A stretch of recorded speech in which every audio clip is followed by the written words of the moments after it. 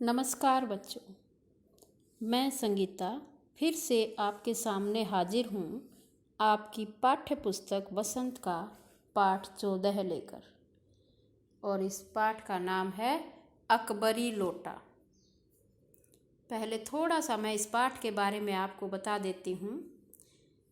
ये अकबरी लोटा नहीं है, एक साधारण लोटा है जिसको अभी आप इस कहानी में समझेंगे, पढ़ेंगे। लेकिन किसी व्यक्ति ने अपनी सूझबूझ से इस लोटे की अच्छी बड़ी कीमत वसूली है और जिसका नाम अकबरी लोटा रख दिया गया। लेकिन यह एक साधारण लोटा है। इसकी कहानी अब हम पढ़ेंगे और इसके लेखक हैं अन्नपूर्णानंद। लेखक कौन है इसके? अन्नपूर्णानंद। अभी मैं आपको इस लोटे के बारे में बताऊंगी और ये कहानी बड़ी मज़ेदार है जिसको आप ध्यान से सुनेंगे और मज़े भी करेंगे। अन्नपूर्णानंद वर्मा ने लिखी है ये कहानी। अब हम इसको पढ़ना शुरू करते हैं। आप भी मेरे साथ सुनेंगे ध्यान से, एक एक शब्द को देखेंगे। आपके पास पुस्तक है, आप अपनी पुस्तक खोलकर बैठेंगे। लाला झाऊलाल को खाने पीने की कमी नहीं थी। लाला का नाम क्या था? झाऊलाल। काशी के ठठेरी बाजार में मकान था। ये हास्यप्रद है, आप इसमें हंसेंगे और मज़े करेंगे जैसा कि मैंने आपको बताया है। बिल्कुल साधारण सिंपल भाषा का प्रयोग किया गया है, लेकिन हास्यप्रद है, हंसी मजाक वाली है। नीचे की दुकानों से 100 रुपये मासिक के करीब किराया उतर आता था मीन्स मिल जाता था। अच्छा खाते थे, अच्छा पहनते थे। अब ये छोटे छोटे क्वेश्चंस आपसे पूछे जा सकते हैं कि लाला का नाम क्या था? झाऊलाल। पाठ का नाम क्या है? अकबरी लोटा। अकबरी लोटा किसने लिखा है? अन्नपूर्णानंद वर्मा ने। और कितना किराया मिलता था झाऊलाल को? 100 रुपये मासिक, एक महीने में 100 रुपये। पर 250 रुपये तो एक साथ आँख सेकने के लिए भी न मिलते थे।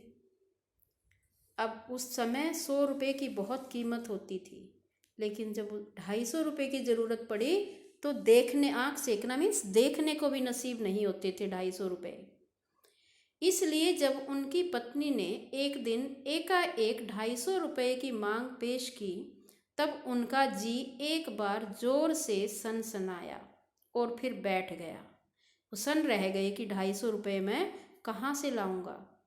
उनकी यह दशा देखकर पत्नी ने कहा, डरिए मत, आप देने में असमर्थ हो तो मैं अपने भाई से मांग लूँ। ऐसे हमेशा ही स्त्रियां बोलती हैं ऐसे कि आप, अब लाला को लगा कि ये भाई की दोष दे रही है। उसने कहा, अगर आप असमर्थ हैं कि आप नहीं दे सकते तो डरना नहीं, मुझे बताओ, मैं अपने भाई से ले लूँगी। लाला झाऊलाल तिलमिला उठे, अंदर से उनको गुस्सा आया। उन्होंने रोब के साथ कहा, अजी हटो, 250 रुपये के लिए भाई से भीख मांगोगी? मुझसे ले लेना। ऐसे जैसे रोब में बोलते हैं, मुझसे ले लेना, लेकिन मुझे इसी ज़िंदगी में चाहिए। अभी उन्हें पता है अपने पति का कि भाई मैं जब पैसे मांगती हूँ तो मुझे मिलते ही नहीं हैं, बहुत टाइम लगता है, बहुत समय के बाद मिलते हैं। तो उसने एक ताना मारते हुए कहा कि मुझे इसी ज़िंदगी में चाहिए, इसी जीवन में चाहिए मुझे पैसे। अजी इसी सप्ताह में ले लेना। झाऊलाल ने उत्तर दिया कि इसी वीक में दे दूंगा। सप्ताह से आपका तात्पर्य 7 दिन से है या 7 वर्ष से? ऐसे पत्नी ताना कसती है। लाला झाऊलाल ने रोब के साथ खड़े होते हुए कहा, आज से 7वें दिन मुझसे 250 रुपये ले लेना। लेकिन जब 4 दिन ज्यों त्यों में यूं ही बीत गए, कुछ नहीं बीत गए ऐसे, और रुपयों का कोई प्रबंध न हो सका, तब उन्हें चिंता होने लगी। किसे? झाऊलाल को। प्रश्न अपनी प्रतिष्ठा का था, अपने सम्मान की चिंता थी उसे। अपने ही घर में अपनी साख का था कि मेरी तो साख बिगड़ जाएगी, साख इमेज खराब हो जाएगी, जिसे बोलते हैं इमेज खराब हो गई। देने का पक्का वादा करके अगर अब दे न सके तो अपने मन में वह क्या सोचेगी कि भाई वो मेरे बारे में क्या सोचेगी। अब उसकी नज़रों में उसका क्या मूल्य रह जाएगा। अपनी वाहवाही की सैकड़ों गाथाएं सुना चुके थे। अब जो एक काम पड़ा तो चारों खाने चित हो गए। चारों खाने चित मीन्स बिल्कुल कुछ नहीं है मेरे पास और हक्का बक्का रह गए कि अब क्या करूं मैं। यह पहली बार उसने मुंह खोलकर कुछ रुपयों का सवाल किया था। इस समय अगर दुम दबाकर निकल भागते हैं तो फिर उसे क्या मुंह दिखलाएंगे। किसे? अपनी पत्नी को।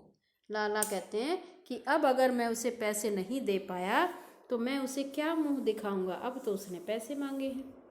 खैर एक दिन और बीता।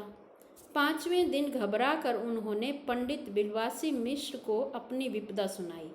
ये पंडित बिलवासी मिश्र उनके दोस्त हैं। उनके सामने अपनी समस्या सुनाई। संयोग कुछ ऐसा बिगड़ा था कि बिलवासी जी भी उस समय बिल्कुल खुक थे, मीन्स खाली थे, कुछ नहीं था उनके पास भी। उन्होंने कहा मेरे पास हैं तो नहीं, पर मैं कहीं से मांग जांच कर लाने की कोशिश करूँगा और अगर मिल गया तो कल शाम को तुमसे मकान पर मिलूँगा कि भाई अगर मुझे मिल गया तो मैं वहीं देने आ जाऊँगा, आपके मकान पर आ जाऊँगा। वही शाम आज थी, हफ्ते का अंतिम दिन। कल 250 रुपये या तो गिन देना है या सारी हेकड़ी से हाथ धोना है। हेकड़ी मीन्स जो वो रोब से चले थे बोलकर, वो सारा रोब उनका टूट जाएगा। यह सच है कि कल रुपया न आने पर उनकी स्त्री उन्हें डामल फांसी न कर देगी, मतलब केवल जरा सा हंस देगी। ये तो उन्हें यकीन था कि वो मुझे फांसी थोड़ा लगाएगी, कुछ कहेंगी नहीं, लेकिन थोड़ा सा मुस्कुराएंगी। मुस्कुराहट कैसी? व्यंग्यात्मक। पर वह कैसी हंसी होगी? कल्पना मात्र से झाऊलाल में मरोड़ पैदा हो जाती है। मरोड़ पैदा हो जाना मीन्स जैसे एकदम चिंता करके पेट में दर्द हो जाता है उनके, कि वो हंसेगी, व्यंग्यात्मक हंसी हंसेगी। आज शाम को पंडित बिलवासी मिश्र को आना था। यदि न आए तो, या कहीं रुपए का प्रबंध वे न कर सके। अपने मन में झाऊलाल के विचार चल रहे हैं कि अगर पैसे नहीं मिले तो, वो नहीं आए तो। इसी उधेड़ बुन में पड़े लाला झाऊलाल छत पर टहल रहे थे। कुछ प्यास मालूम हुई। उन्होंने नौकर को आवाज़ दी। नौकर नहीं था, खुद उनकी पत्नी पानी लेकर आई। वह पानी तो जरूर लाई पर गिलास लाना भूल गई थी। केवल लोटे में पानी लिए वह प्रकट हुई। फिर लोटा भी संयोग से वह जो अपनी बेढंगी सूरत के कारण लाला झाऊलाल को सदा से नापसंद था, उस लोटे में पानी लेकर आई जो ऐसे टूटा फूटा अजीब सी शक्ल का था और वो लाला झाऊलाल को पसंद नहीं था। तो नया 1-2 साल का ही बना, पर कुछ ऐसी गढ़न उस लोटे की थी कि उसका बाप डमरू माँ चिलम रही थी, कि ऐसे लग रहा था। लाला ने लोटा ले लिया, बोले कुछ नहीं। अपनी पत्नी का अदब मानते थे, दबते थे, उनसे सम्मान करते थे। दबना मीन्स उनका आदर सम्मान करते थे, ऐसे डरते नहीं थे। मानना ही चाहिए, इसी को सभ्यता कहते हैं। जो पति अपनी पत्नी का न हुआ वह पति कैसा। फिर उन्होंने यह भी सोचा कि लोटे में पानी दे तब भी गनीमत है। अभी अगर चूं कर देता हूँ, मीन्स जरा सा भी अगर बोल देता हूँ तो बाल्टी में भोजन मिलेगा, तब क्या करना बाकी रह जाएगा। वो अपने मन में सोच रहे हैं कि बस इस टूटे फूटे लोटे में ले आई तो मैं ले लूँगा, मुझे बोलना नहीं चाहिए, और अगर जब खाने का टाइम आएगा तो बाल्टी में खाना मिलेगा मुझे। क्यों? क्योंकि उसको चिंता थी कि पैसे आएंगे नहीं, मैं पैसे कहाँ से दूँगा, और फिर खाना तो ऐसे ही मिलेगा। लाला अपना गुस्सा पीकर पानी पीने लगे। उस समय वे छत की मुंडेर के पास ही खड़े थे। मुंडेर होती है जो छत पे ऊपर बाउंड्री सी बना दी जाती है, उसको मुंडेर बोलते हैं। जिन बुजुर्गों ने पानी पीने के संबंध में यह नियम बनाए थे कि खड़े खड़े पानी न पियो, सोते समय पानी न पियो, दौड़ने के बाद पानी न पियो, उन्होंने पता नहीं कभी यह भी नियम बनाया था या नहीं कि छत की मुंडेर के पास खड़े होकर पानी न पियो। हम ये सब तो सुनते आ रहे हैं कि खड़े खड़े मत पियो, सोते समय मत पियो, दौड़ते हुए मत पियो, लेकिन ये किसी ने नहीं बताया कि मुंडेर के पास खड़े होकर मत पियो। जान पड़ता है कि इस महत्वपूर्ण विषय पर उन लोगों ने कुछ नहीं कहा है। लाला झाऊलाल मुश्किल से 2-1 घूंट पी पाए होंगे कि न जाने कैसे उनका हाथ हिल गया और लोटा छूट गया।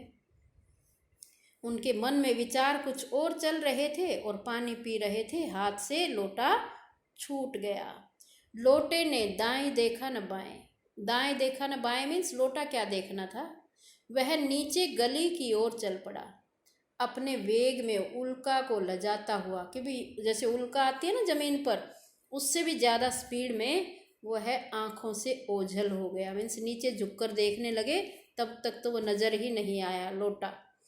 किसी जमाने में न्यूटन नाम के किसी खुराफाती ने पृथ्वी की आकर्षण शक्ति नाम की एक चीज़ इजाद की थी, कि खोज की थी एक चीज़ की। किस चीज़ की? पृथ्वी की आकर्षण शक्ति की। किसने? न्यूटन ने। कहना न होगा कि यह सारी शक्ति इस समय लोटे के पक्ष में थी, कि जो वो गुरुत्वाकर्षण शक्ति जो उसने बताई थी न्यूटन ने, वो सारी आज लोटे के साथ थी, पक्ष में थी मीन्स उसी के साथ थी। लाला को काटो तो बदन में खून नहीं, ऐसे एकदम सफ़ेद हो जाते हैं ना, सन्न रह जाते हैं, ऐसे वो एकदम से सन्न रह गए कि बदन ऐसे सुन्न पड़ गया हो। ऐसी चलती हुई गली में ऊंचे तिमंजले से भरे हुए लोटे का गिरना।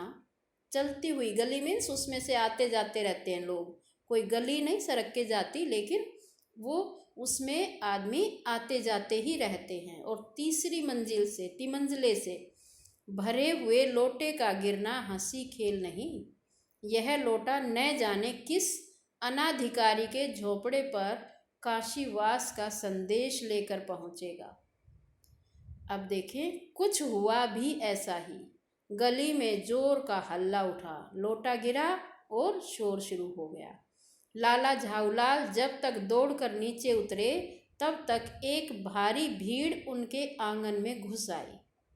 लाला झाऊलाल ने देखा कि इस भीड़ में प्रधान पात्र एक अंग्रेज हैं। प्रधान पात्र मीन्स एक जिसको मुख्य रूप से देखा जा रहा है, वो एक अंग्रेज हैं, जो नक-शिक से भीगा हुआ है। उसका नक-शिक, नाक से सिर सारा भीगा हुआ है, और जो अपने एक पैर को हाथ से सहलाता हुआ दूसरे पैर पर नाच रहा है। इससे क्या समझ आता है आपको? एक पैर पे हाथ लगाया, इसका मतलब लोटा कहाँ गिरा होगा? उसके पैर पर गिरा होगा, और अपने उस पैर को एक हाथ में पकड़कर दूसरे एक पैर पर नाच रहा है। उसी के पास अपराधी लोटे को भी देखकर लाला झाऊलाल जी ने फौरन 2 और 2 जोड़कर स्थिति को समझ लिया। जब लाला झाऊलाल ने देखा कि लोटा यहीं पड़ा है और ये अंग्रेज ऐसे नाच रहा है पैर पकड़कर, तो उन्हें समझते देर नहीं लगी। 1 और 1 2 जोड़कर मीन्स वहाँ की स्थिति को देखकर भांप लिया कि ये लोटा जरूर इस अंग्रेज के पैर पर गिरा है। गिरने के पूर्व लोटा एक दुकान के साइबान से टकराया। वहाँ टकराकर उस दुकान पर खड़े उस अंग्रेज को उसने सांगोपांग स्नान कराया। सांगोपांग स्नान मीन्स उसके ऊपर पानी गिरा, ऊपर सिर से लेकर नीचे पैरों तक, और फिर उसी के बूट पर आ गिरा, उसी के जूते पर आकर गिर गया। उस अंग्रेज को जब मालूम हुआ कि लाला झाऊलाल ही उस लोटे के मालिक हैं, तब उसने केवल एक काम किया, अपने मुंह को खोलकर खुला छोड़ दिया। मुंह खोला और खुला रह गया। लाला झाऊलाल को आज ही यह मालूम हुआ कि अंग्रेजी भाषा में गालियों का ऐसा प्रकांड कोश है। अब उसने अपनी भाषा में, अंग्रेजी भाषा में गालियां देनी शुरू कर दी, और मुंह इसलिए खुला रह गया कि उसने बंद ही नहीं किया, लगातार बोलता चला गया। इसी समय पंडित बिलवासी मिश्र भीड़ को चीरते हुए आंगन में आते दिखाई दिए। उन्होंने आते ही पहला काम यह किया कि उस अंग्रेज को छोड़कर और जितने आदमी आंगन में घुस आए थे सबको बाहर निकाल दिया। फिर आंगन में कुर्सी रखकर उन्होंने साहब से कहा, आपके पैर में शायद कुछ चोट आ गई है, अब आप आराम से कुर्सी पर बैठ जाइए। किससे कहा? अंग्रेज से। और किसने कहा? बिलवासी मिश्र ने। और कौन है ये बिलवासी मिश्र? लाला झाऊलाल के मित्र हैं। साहब बिलवासी जी को धन्यवाद देते हुए बैठ गए और लाला झाऊलाल की ओर इशारा करके बोले, आप इस शख्स को जानते हैं? और झाऊलाल ने कहा, बिल्कुल नहीं, और मैं ऐसे आदमी को जानना भी नहीं चाहता जो निरीह राह चलतों पर लोटे के वार करें। बिलवासी जी ने कहा कि मैं इसके बारे में कुछ भी जानना नहीं चाहता।